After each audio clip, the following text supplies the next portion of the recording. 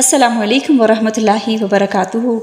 امید کرتی ہوں آپ سب خیریت سے ہوں گے، اور انشاءاللہ آج ہم چلتے ہیں جنت اور جہنم کے پرفریب راستے کے ایپیسوڈ 6 کی طرف۔ میں جنت اور جہنم کے اس سخت مشکل راستے پر آگے بڑھ رہی تھی کہ مجھے ایک طرف بہت بڑا مجمع نظر آیا۔ کوئی لگ بھگ 200-250 لوگ تو ہوں گے ہی، کہ جو ایک لنگر سے کھانا کھا رہے تھے۔ بڑے آرام سے اور بڑی عزت کے ساتھ ان کے سامنے کھانا پیش کیا جا رہا تھا۔ نہ کوئی دھکم پیل تھی، نہ کوئی ادھر ادھر بھاگ دھوڑ، بہت سکون تھا، نہ کوئی شور تھا۔ یوں لگتا تھا یہاں روزانہ کوئی یہی ایکٹیویٹی ہوتی رہتی ہے۔ اسی لیے ہر ایک جانتا تھا کہ اس کو کھانا کہاں سے لینا ہے اور اپنی باری کا انتظار کیسے کرنا ہے، اور کسی کو یہ ڈر نہیں تھا کہ ختم ہو جائے گا۔ بڑے تحمل سے لوگ کھانا کھا رہے تھے۔ یہ کون کر رہا ہے اور کیوں کر رہا ہے؟ میں ابھی انہی سوچوں میں تھی کہ ایک نوجوان آدمی پرجوش انداز میں قدرے ادھیڑ عمر کے گلے لگ گیا اور بولا، چاچا آپ یہاں؟ وہ ادھیڑ عمر شخص بولا، ہاں بیٹا، گاؤں میں اب گزر اوقات نہیں ہو رہی، مہنگائی بہت زیادہ ہے، سوچا شہر میں آ کر قسمت آزما لوں۔ نوجوان بولا، یہ تو آپ نے بہت اچھا کیا بیٹا، یہ سب کیا ہے؟ یہاں کیا ہر وقت کھانا ملتا ہے؟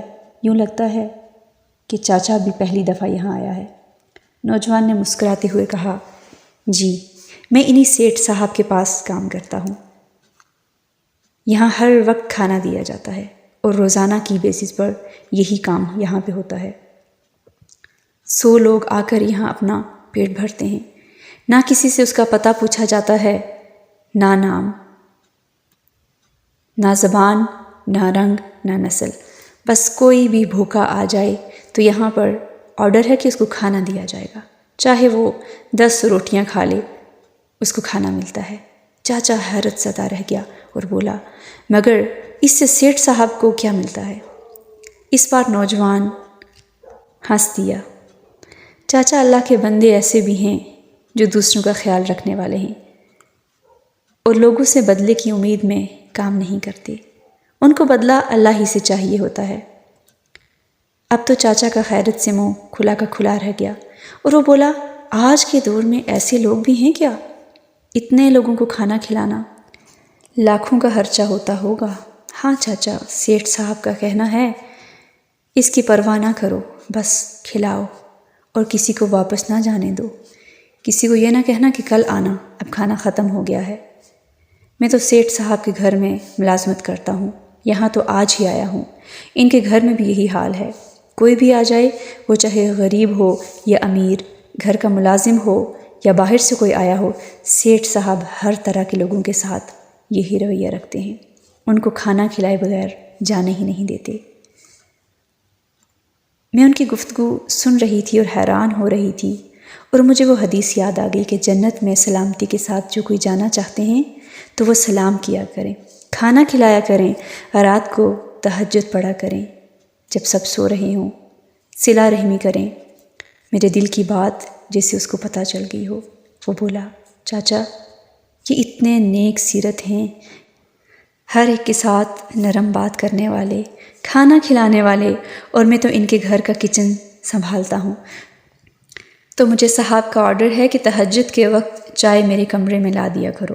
تو جب بھی میں جانے لگتا ہوں، دیکھتا ہوں کہ صاحب مصلی پر کھڑے ہوئے ہوتے ہیں، پتہ نہیں کتنی دیر سے اٹھے ہوتے ہیں اور کب تک کھڑے رہتے ہیں۔ چاچا سر ہلاتے ہوئے بولے، اتنے امیر ہو کے بھی؟ نوجوان بولا، جی ہاں،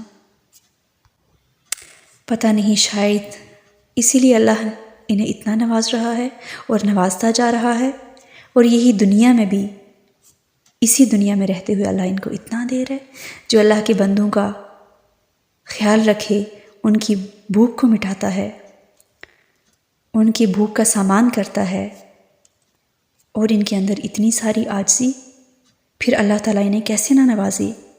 اللہ نے ان کے لیے اپنے خزانوں کے منہ کو کھول دیا ہے۔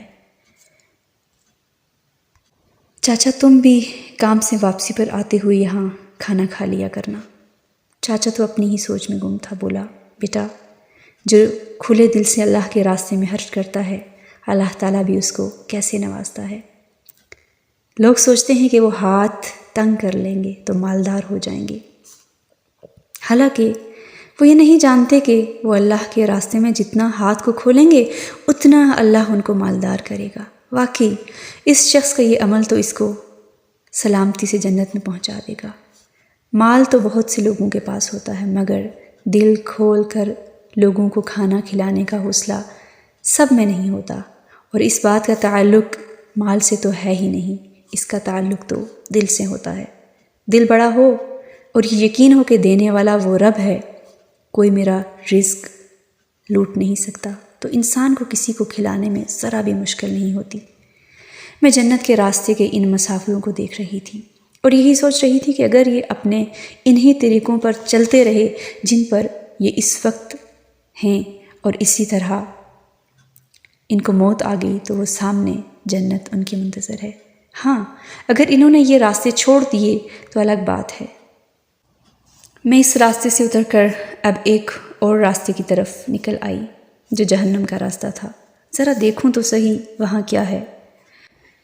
دیکھتے ہیں اب یہ راستہ کیسا ہے۔ جب میں اس راستے پر گئی تو میری حیرت کی انتہا نہ رہی۔ یہ تو بڑا سجا ہوا راستہ تھا، بڑا آسان تھا، یہاں تو کوئی زیادہ مشکلات نظر نہیں آ رہی تھی۔ میں نے ایک گھر میں جھانکا جس میں بہت ساری خواتین کہکہے لگا رہی تھی، بہت خوش پرجوش ہنستی ہوئی۔ بہت ساری خواتین ایک جگہ جمع ہوئی تھی، ایسے لگتا تھا شاید کوئی دعوت ہے، اور وہ بے پرواہی سے باتیں کر رہی تھی۔ ایک بڑے جوشیلے انداز میں بولی، میرے شوہر کا تو نہ پوچھو ہی مت، یہ میرا ہی حوصلہ ہے، اس کے ساتھ زندگی گزارتی ہوں، کبھی اس سے میں نے کوئی سکھ دیکھا ہی نہیں، سر پر ہی سوار رہتا ہے، کہاں جا رہی ہو، کہاں سے آ رہی ہو، کیا پہن رکھا ہے، کس سے بات کر رہی ہو۔ بھائی میری مرضی، جہاں جاؤں، پتہ نہیں اس کو کیا مسئلہ ہے۔ دوسری کہنے لگی، ارے تمہارا شوہر کیا ہوگا جو میرا ہے، ابھی بھی گھر سے نکلتے وقت اس نے میرا موڈ خراب کر دیا۔ پوچھنے لگا، آج کیا پکایا ہے؟ میں کیا نوکرانی لگی ہوئی ہوں اس کی؟ مجھے پارٹی پہ آنا تھا اور وہ کہیں باہر سے آرڈر کر کے کھانا کھا سکتا تھا، مگر یہ کوئی کرنے کا سوال رہ گیا تھا۔ میں حیرت سے ان کی باتیں سن رہی تھی اور مجھے سمجھ نہیں آ رہی تھی کہ یہ خواتین کیسے اتنی بے باکی سے یہ سب کہہ سکتی ہیں۔ باقی خواتین بھی اس کی ہاں میں ہاں ملانے لگی۔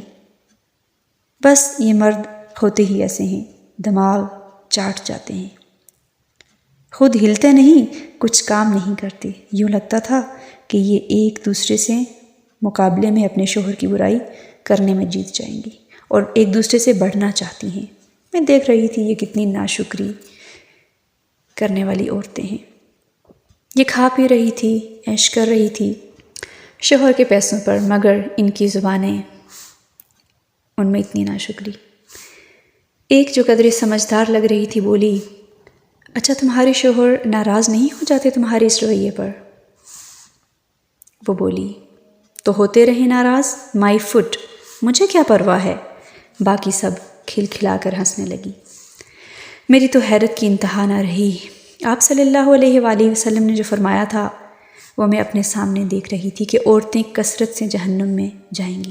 اس کی ایک وجہ یہ تھی کہ شوہروں کی بہت ناشکری کرنے والی ہوں گی۔ کیا ان کو یہ نہیں پتہ کہ ہمارے نبی کریم صلی اللہ علیہ وآلہ وسلم نے فرمایا ہے کہ اللہ تعالیٰ اس عورت کی طرف دیکھے گا بھی نہیں جو اپنے شوہر کی شکر گزار نہیں ہو۔ شکر گزاری تو دور کی بات، یہ تو الٹا ناشکریاں کر رہی تھی، اور ان کو احساس تک نہیں۔ ان کو کیا یہ پتہ نہیں کہ کتنی لڑکیاں ایسی ہیں جو والدین کے گھروں میں بیٹھی بوڑھی ہو رہی ہیں، اس انتظار میں کہ ان کی کہیں شادی ہو جائے۔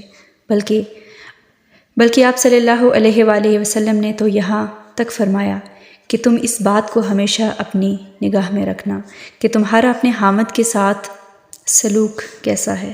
بے شک وہی تمہاری جہنم بھی ہے اور وہی تمہاری جنت بھی ہے۔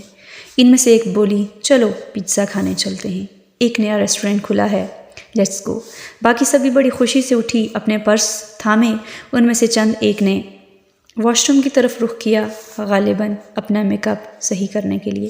باقیوں نے پرس میں سے شیشہ نکال کر اپنی لپسٹک فریش کی، بالوں کو مزید سنوارا اور جیسے بیٹھی ہوئی تھی ویسے ہی اٹھ کھڑی ہوئی اور گھر سے نکل گئی۔ میں نے سوچا یہ ایسے کیسے جا سکتی ہیں؟ نہ حجاب، نہ کوئی چادر۔ ان میں سے اکثر نے تو باریک سے کپڑے پہنے ہوئے تھے جس سے سب جھلک رہا تھا، مگر ان کو جیسے کوئی پرواہ ہی نہیں تھی، اور اسی باریک لباس میں گھر سے نکلی اور لیٹسٹ فیشن کے نام پر بعض نے سر کے اوپر اونچے جوڑے بنائے ہوئے تھے جیسے اونٹ کی کوہان ہو۔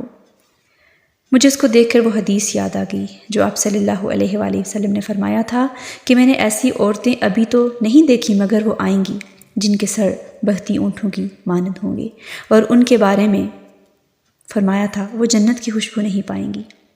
اس طرح وہ جو لباس پہن کر بھی ننگی ہوں وہ بھی جنت کی خوشبو نہیں پائیں گی۔ ان سب خواتین نے ایسے لباس پہنے تھے جو اتنے چست تھے کہ جسم کی پوری شیپ نمایاں تھی، فگر پتہ چل رہا تھا۔ یہ ننگی ہونے کی ہی تو مترادف تھا، مگر یوں لگتا تھا ان کو ذرا برابر بھی پرواہ نہیں۔ وہ اسی طرح ہنستی ہوئی پیزا شاپ پہنچ گئی۔ وہ سب کی سب بہت ٹپ ٹاپ لگ رہی تھی، مگر ان سب کو یہ فکر ضرور تھی کہ ان کا میک اپ صحیح ہے یا نہیں۔ بار بار شیشہ نکال کر دیکھ رہی تھی۔ میں نے ان سے کہا آپ لوگ یہ کیا کر رہی ہیں؟ آپ کا سودا صرف چند دن کی لذت کے لیے ہے، چند دن کے لیے ہنسنا سنورنا، یہ حسن اور جوانی دکھانے کے لیے، یہ تو ڈھل جانی ہے۔ کیا اس کو دکھانے کا اتنا شوق ہے کہ اس کی خاطر آگ کا سودا کرنے کو تیار ہو چکی ہو؟ کیا آپ کو گوارا ہوگا کہ آپ کی جنت آپ کے ہاتھ سے نکل جائے؟ کیا آپ کے لیے یہ قابل قبول ہے کہ آپ کا رب آپ سے ناراض ہو جائے اور اس کی ناراضگی میں آپ اس زمین میں چل پھر رہی ہیں؟ مگر میری کوئی بھی آواز ان تک نہیں پہنچ رہی تھی۔ پیزا آیا تو انہوں نے بغیر بسم اللہ پڑھے کسی نے دائیں ہاتھ سے اٹھایا اور کسی نے بائیں سے کھانا شروع کر دیا، اور مسلسل باتیں ہو رہی تھی، دنیا دنیا اور دنیا، اس کے سوا کوئی اور موضوع نہیں تھا۔ میں نے بے بسی سے ان کی طرف دیکھا، کاش میں ان کو سنا سکوں، کاش میں ان کو بتا سکوں کہ اللہ کی نعمتوں کا استعمال کرتے ہوئے کیا ان کو اللہ یاد نہیں آ رہا؟ صرف ایک بار ان میں سے ایک نے کہا، ارے چھوڑو، یہ مولویوں کی باتیں ہیں، ان کو تو سوائے ڈرانے کی کچھ نہیں آتا، جہنم، ڈراوے اور بس یہی۔ دوسری سب اس کی باتیں سن کر ہنستی۔ دین کی یہی وقت تھی ان کے نزدیک۔ وہ بظاہر دیکھنے میں کتنی مزے میں لگ رہی تھی۔ آخرت کیا ہوتی ہے؟ دنیا میں اللہ تعالیٰ کو لازمی جاننا چاہیے، اللہ کو راضی کرنا چاہیے۔ یہاں پر رہنے کا مقصد کیا ہے ہمیں جاننا چاہیے۔ ہم کہاں سے آئے ہیں اور ہم کہاں جانے والے ہیں، ان سب باتوں سے ان کا کوئی غرض نہیں تھا۔ یہ باتیں ان کے لیے بہت بے معنی تھی۔ جو مرد بھی ریسٹورنٹ میں داخل ہوتا وہ ایک بار ان کی طرف ضرور نظر ڈالتا۔ ایسے لگتا تھا رنگ برنگی تتلیاں بیٹھی ہیں۔